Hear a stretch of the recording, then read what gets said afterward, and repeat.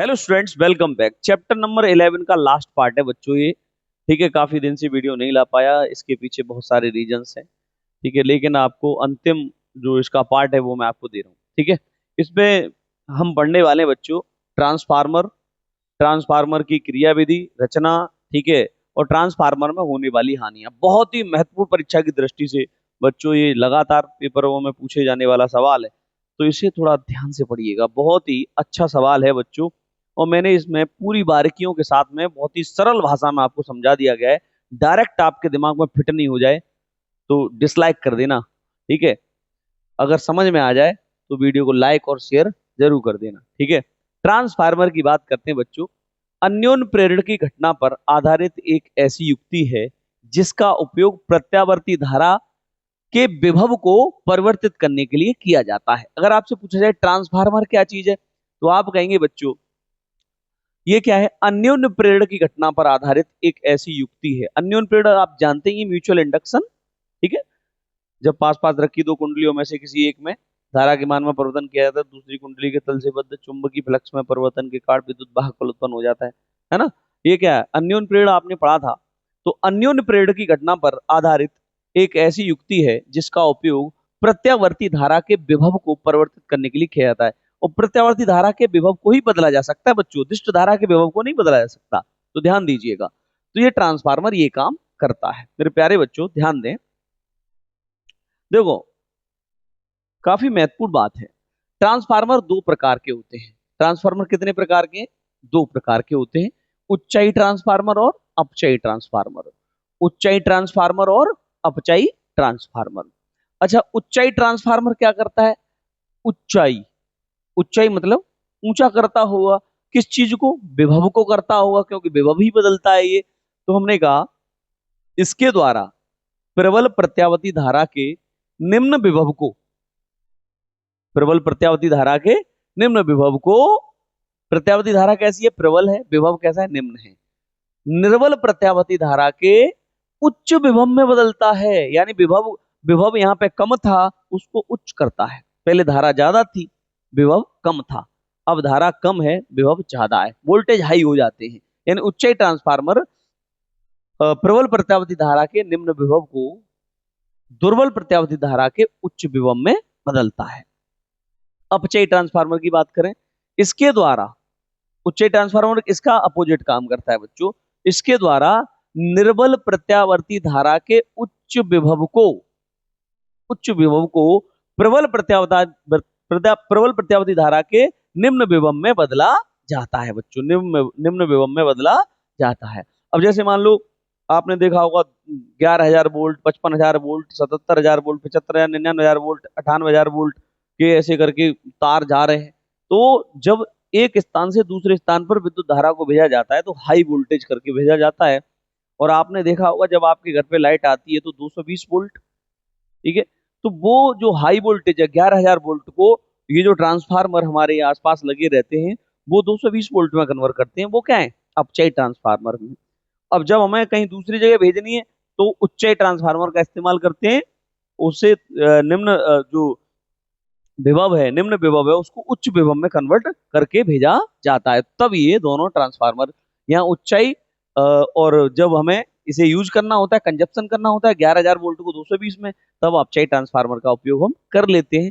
ठीक है, अब इसमें रचना की बात करें, देखो बहुत ही साधारण सी इसकी रचना है। इसमें नरम लोहे की पत्तियों को एक के ऊपर एक रखकर आयताकार पटलित रॉड बना लेते हैं। अब नरम लोहे की पत्तियों को एक के ऊपर एक रख करके, ठीक है, जैसे ये आप देखो ये ट्रांसफार्मर है, इसमें ये बहुत सारी पत्तियां हैं बच्चों। ये देखो ये पत्तियां हैं इसके अंदर, ये बहुत सारी नरम लोहे की पत्तियां। तो नरम है तभी तो ये मुड़ पा रही हैं। नरम लोहे की पत्तियों को एक के ऊपर एक रख करके आयताकार, ये कैसी क्रॉड बना ली? आयताकार पटलित क्रॉड बना लेते हैं। अब देखो नरम लोहे की पत्तियों को एक के ऊपर एक रखकर, पत्तियों को एक के ऊपर एक रख करके आयताकार पटलित क्रॉड बना लेते हैं। इसका पूरे का मतलब समझो। मैंने कहा पत्तियों को एक के ऊपर एक रख करके बनाया जाता है, वैसे भी तो काट सकते थे। पत्तियों का क्यों बनाया? पत्तियों का इसलिए बनाया बच्चों कि भंवर धाराएं इसमें कम उत्पन्न हो। ठीक है, एक में ज्यादा उत्पन्न हो जाती। अच्छा, आयताकार है, पटलित क्रॉड, पटलित क्रॉड का मतलब है ये पूरी क्रॉड है, पटलित का मतलब है लेमिनेटेड बच्चों। पटलित का मतलब होता है इसके ऊपर ये जो पत्ती है, जैसे ये वाली पत्ती है बच्चों, इसके ऊपर एक ऐसी परत चढ़ी हुई है, ऐसी लेयर है कि इसका जो इस पत्ती का करंट इस वाली में नहीं जाएगा और इसका इसमें नहीं जाएगा, एक दूसरे में नहीं जाता है, इसे कहते हैं पटलित क्रॉड। तो हमने कहा इसमें नरम लोहे की पत्तियों को एक के ऊपर एक रखकर एक आयताकार पटलित क्रॉड बना लेते हैं, ताकि पत्तियां एक दूसरे से अलग रहें। पत्तियां एक दूसरे के ऊपर रखी हैं लेकिन अलग हैं, करंट नहीं जाएगा एक दूसरे में, अलग रहें। ठीक है मेरे प्यारे बच्चों, ध्यान दें इस बात पर। तो बहुत ही अलग बात है, बहुत ही सिंपल बात है। पटलित क्रॉड बना देता ताकि पत्तियां एक दूसरे से अलग रहें और इनमें भंवर धाराएं उत्पन्न ना हो और ऊर्जा की हानि ना हो। भंवर धाराओं से ऊर्जा की हानि होती है बच्चों। भंवर धाराएं क्या होती हैं आप जानते ही होंगे। जब कोई धातु का टुकड़ा किसी चुंबकीय क्षेत्र में गति करे या फिर उसके तल से बद्ध चुंबकीय फ्लक्स में परिवर्तन हो तो उसमें विद्युत धाराएं भंवर के समान, जल में पड़े भंवर के समान चक्करदार धाराएं उत्पन्न हो जाती हैं। जैसे जल में भंवर पड़ते हैं वैसे इसमें धाराएं उत्पन्न हो जाती हैं। जब धारा इसमें बहेगी बच्चों तो ऊर्जा का ह्रास होगा, ये गर्म हो जाएगा। तो हमने कहा और ऊर्जा का ह्रास ना हो।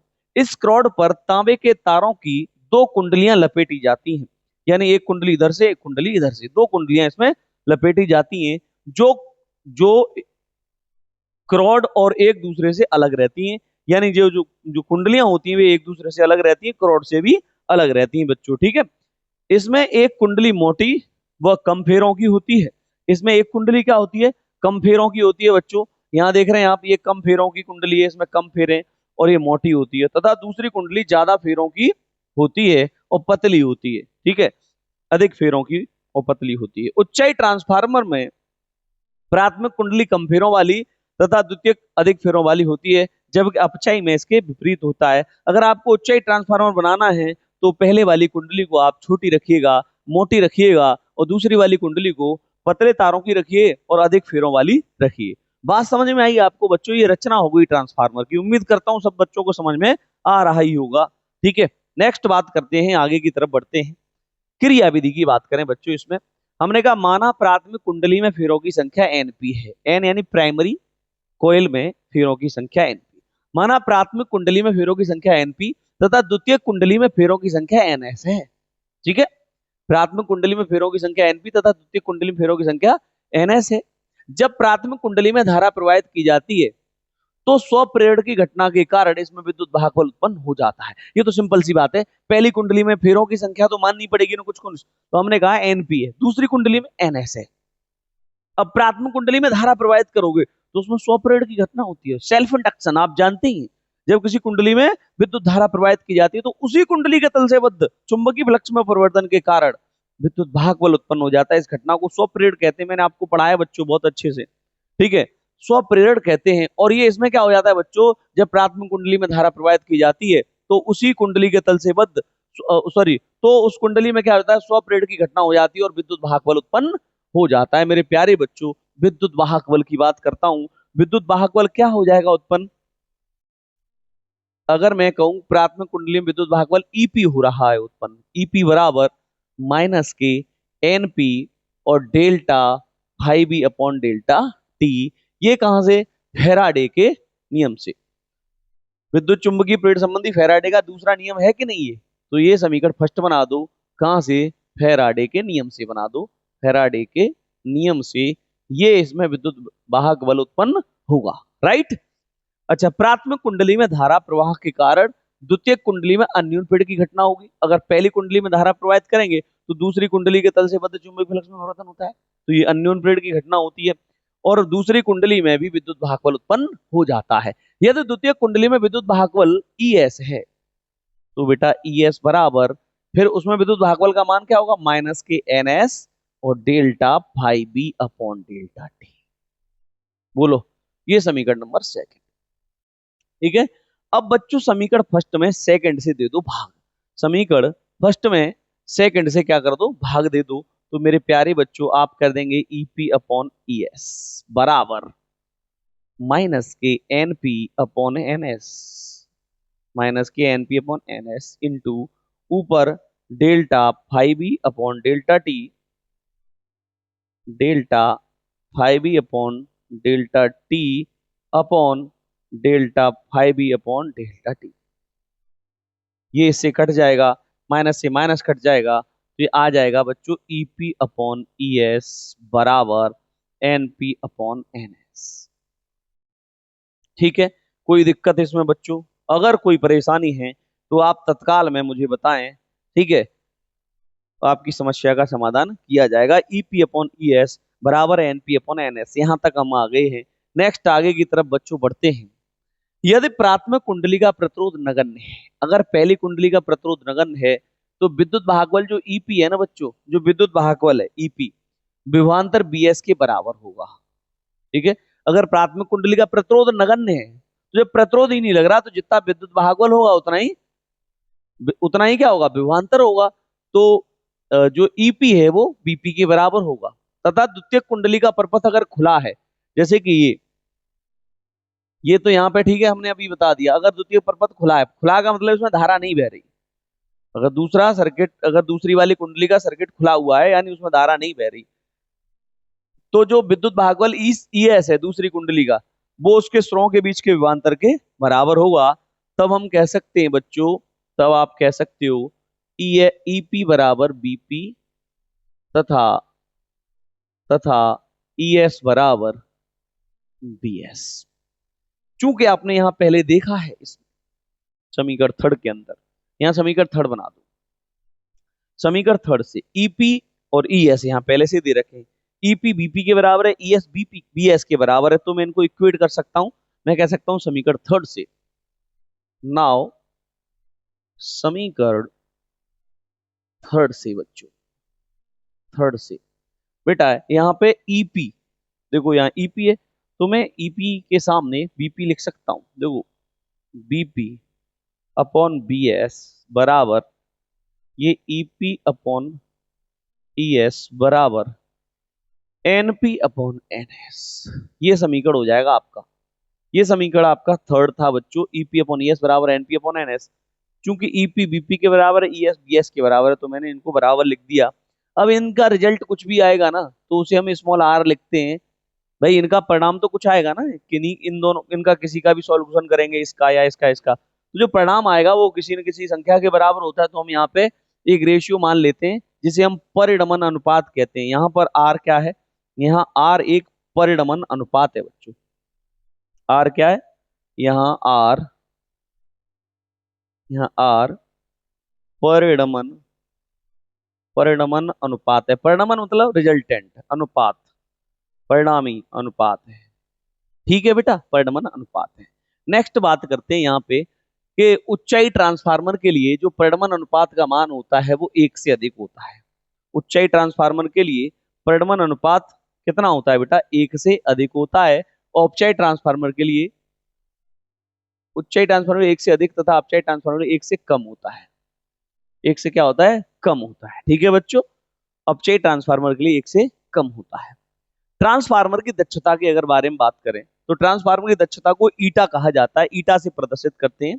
यहां से ट्रांसफार्मर की दक्षता बराबर निर्गत शक्ति बटे निवेशी शक्ति। क्या, निर्गत शक्ति बटे निवेशी शक्ति। तो निर्गत शक्ति तथा निवेशी शक्ति और बटे को क्या कहते हैं, अनुपात। के अनुपात को हम ट्रांसफार्मर की दक्षता कहते हैं। शक्ति क्या होती है, पी। पी बराबर वी इंटू आई होता है। तो निकलने वाली शक्ति को वी एस कह सकते हैं, धारा को आई एस कह सकते हैं, आई सफिक्स में एस, यानी पी बराबर वी इंटू आई होता है बच्चों। क्या होता है, वी इंटू आई होता है। तो यहाँ पे V S into I S तथा निवेशी शक्ति बीपी इंटू आई पी। तो ईटा बराबर V S into I S upon BP into I P. कोई प्रॉब्लम बच्चों यहाँ पे? तो ऊपर भी शक्ति नीचे भी शक्ति, तो फिर इसका मात्रक कुछ नहीं होगा, राइट। ट्रांसफार्मर में ऊर्जा की हानियां, ये पेपर में पूछा गया सवाल, देख लेना प्रीवियस ईयर क्वेश्चन पेपर। ठीक है, कह रहा है ट्रांसफार्मर में ऊर्जा की हानियां। बच्चों व्यवहार में द्वितीय कुंडली से प्राप्त ऊर्जा और प्राथमिक कुंडली को दी गई ऊर्जा से कुछ भिन्न है या कुछ कम होती है। इसका कारण यह है कि ट्रांसफार्मर में अनेक प्रकार की बच्चों हानियां हो जाती हैं, जो कि मैंने आपके सामने यहाँ पर लिख दी हैं बच्चों। पढ़ लेना बच्चों। अगर ट्रांसफार्मर आता है तो बीच में चिपका देता है, इसमें होने वाली हानियां भी बता दो, या सिर्फ और सिर्फ हानियां पूछ ले तो बड़े ढंग से पढ़ लेना। तो हमने कहा बच्चों, व्यवहार में द्वितीय कुंडली से प्राप्त होने वाली ऊर्जा प्राथमिक कुंडली को दी गई ऊर्जा से कुछ कम होती है। इसका कारण यह है कि ट्रांसफार्मर में अनेक प्रकार की ऊर्जा हानियां होती हैं जिन्हें पूर्णतः टाला नहीं जा सकता, जिन्हें पूर्णतः टाला नहीं जा सकता है। ये हानियां निम्न है बच्चों। सबसे पहली बात करते हैं तांबे में हानि यानी ताम्र हानि। तांबे में हानि यानी जो कॉपर इसमें वायर लगा हुआ होता है बच्चों, ये भी तो गर्म होता हुआ, तो इसमें भी हानि होती है। जब प्राथमिक कुंडली और द्वितीय कुंडली में धारा प्रवाहित होती है तो तांबे के फेरों में कुछ ऊर्जा ऊष्मा के रूप में व्यय हो जाती है। कुछ ना कुछ तो रेजिस्टेंस होता ही है ना इसका, तो उसके कारण ये गर्म हो जाते हैं और ऊर्जा इसमें व्यय हो जाती है।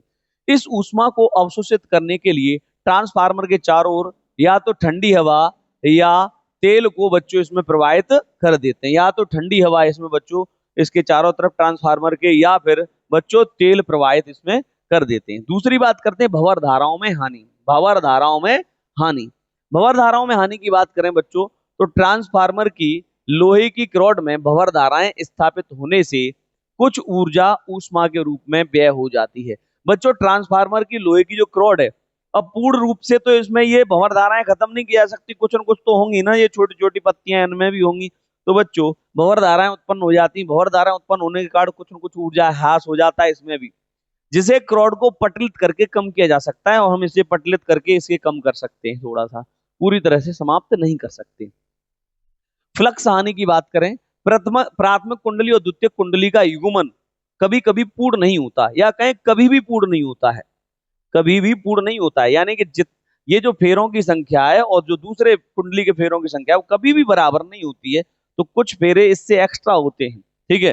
कभी भी तो युग्मन पूर्ण नहीं होगा, अतः प्राथमिक कुंडली का संपूर्ण चुंबकीय फ्लक्स द्वितीय कुंडली से नहीं गुजर पाता है। यानी पहली कुंडली का जो फ्लक्स है तो द्वितीय कुंडली से कभी नहीं गुजरेगा, ठीक है। जिससे फ्लक्स की कुछ हानि हो जाती है, जिससे फ्लक्स की कुछ हानि ऊर्जा के रूप में हो जाती है बच्चों, ठीक है। इसे हम बच्चों क्या कहते हैं, फ्लक्स हानि कह सकते हैं। इसे हम कभी भी टाल नहीं सकते मेरे प्यारे बच्चों।